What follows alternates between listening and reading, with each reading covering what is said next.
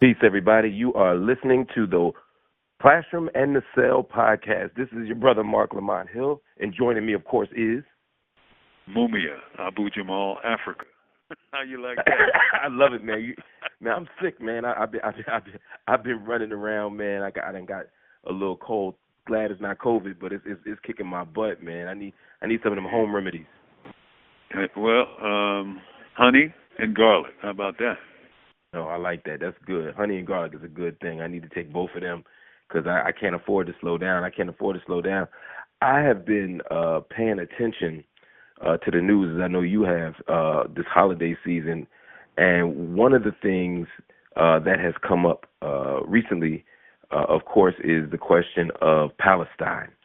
And it's been going on since October 7th that the national attention, the global attention is fixed on it. But it's an interesting moment because now that we're a few months into this war on Gaza, the question is, are we going to continue to pay attention, or are we going to turn our heads away and is this going to become something that's just normal and accepted? That's a good question, but I think that what is happening is so extraordinary to behold and on such a scale, right, that it's going to be hard to turn away. I mean, it's hard to look to because it's so painful. But it's going to be equally hard, if not more so, to turn away because what we're seeing is kind of the apartheid state dropping its mask. And you remember the brother Bishop Desmond Tutu and the scholar Kile Mbembe. They've spoken and written, I think, from a deep place, from their knowledge of what apartheid is, to see apartheid in a different part of the world, not in an African state, but a polity in a state where both Israelis and Arabs live together. And man, you cannot look at that war and not see that this is some real apartheid stuff going on. I mean, on a massive scale. It's so obviously apartheid. It's so obviously genocide, you know, and the world is beginning to see it. It's beginning to become clear that this is not a proportionate or reasonable response. Whatever you think about October 7th, right? And I think there are a lot of us who have said, look, October 7th was awful. We just got to remind ourselves that history didn't begin on October 7th. But regardless of what you think about October 7th, and now we've gotten tens of thousands of Palestinians killed. This is a call from Pennsylvania State Correctional Institution, Mahanoy. This call is subject to recording and monitoring. I mean, I want to say 1.7 million are displaced as well. I mean, this is ethnic cleansing. Use the word. I mean, use the word. And speak the truth. And listen, if this ain't a war on Gaza, what would a war on Gaza look like? Right. What would a war look like? Yeah, you know. And, you know, I mean, if this wasn't like disproportionate, what would proportion look like?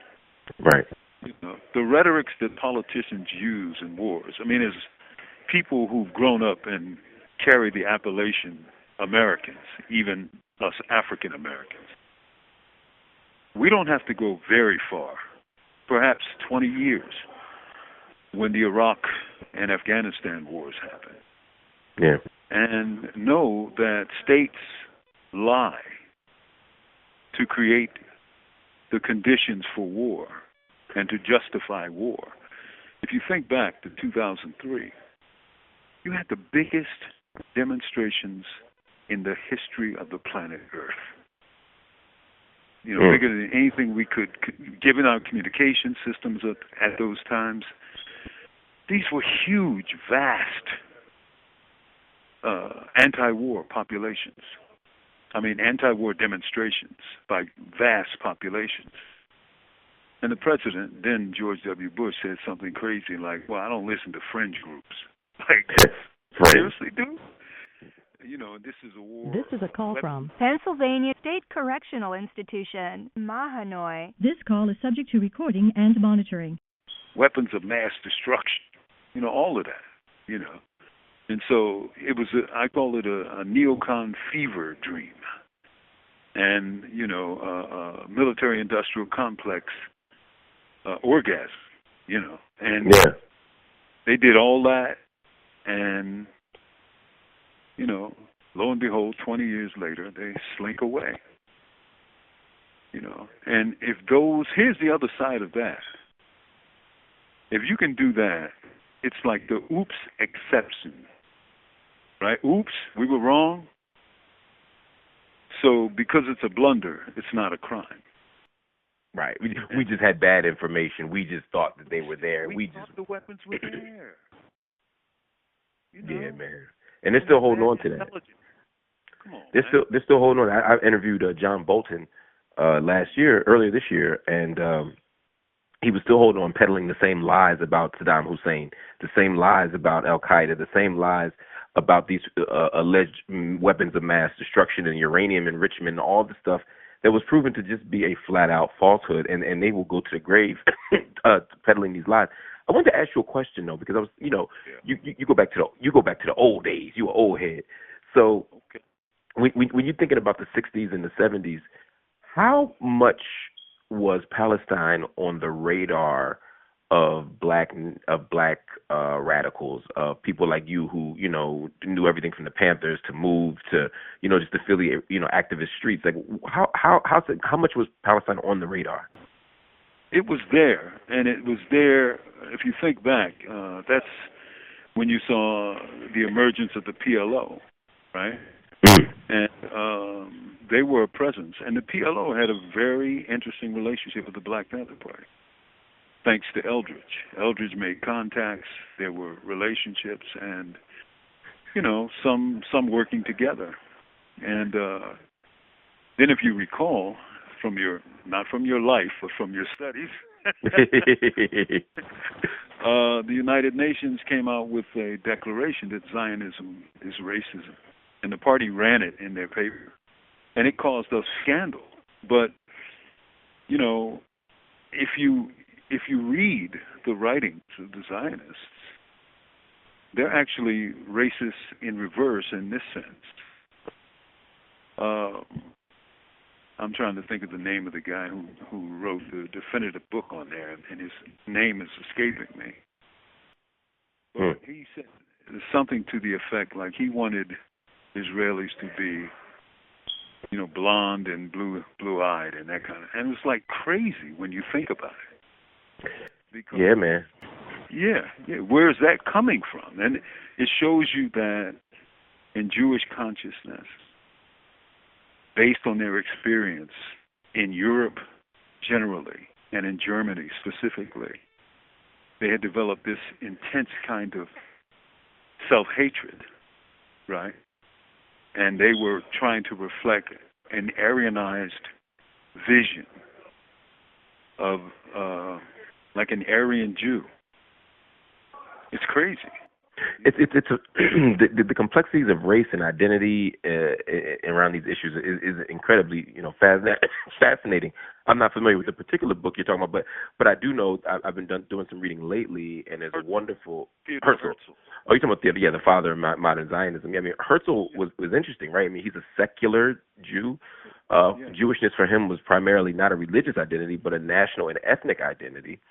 And there are scholars. Nora Ederkat has a wonderful essay in Harvard, one of the Harvard Law Journals, where she talks about how for European Jews, arriving in Israel created the space to achieve whiteness, a whiteness that was unavailable to them in Europe. They were rejected in Europe. They were victimized. They were subjected to pogroms and hatred, and they were killed, and they were exiled all throughout history. And so the construction of Israel allowed them to change. 1,000 years. Yeah, that's right. That's right. And and I'm going to go full pop culture on you for a moment, but there's a show for a Jewish dating show that comes on Netflix. There's one for Indians, there's one for white folk, there's one for black. There's all these dating shows, but one is for Jewish people, Jewish matchmaker.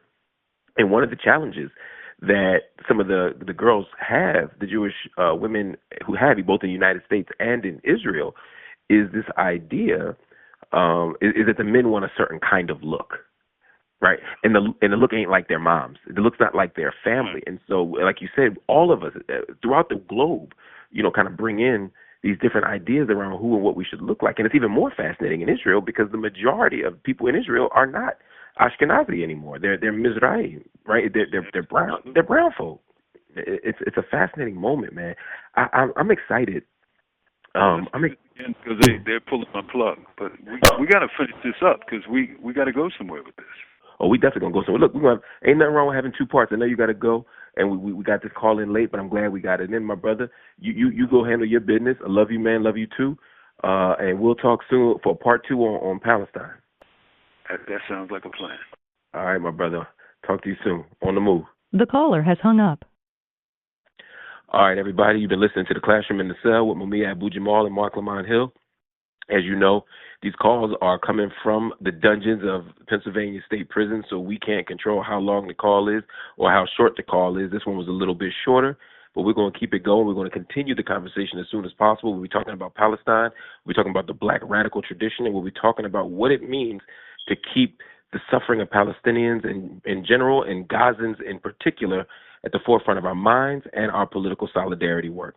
All right, y'all, until then, stay tuned to the Marc Lamont Hill official YouTube channel. Check out all the previous episodes of The Classroom in the Cell, as well as everything else that's on the channel. Also, hit that subscribe button, and if you feel so inclined, hit the join button so we can continue to build and expand this platform.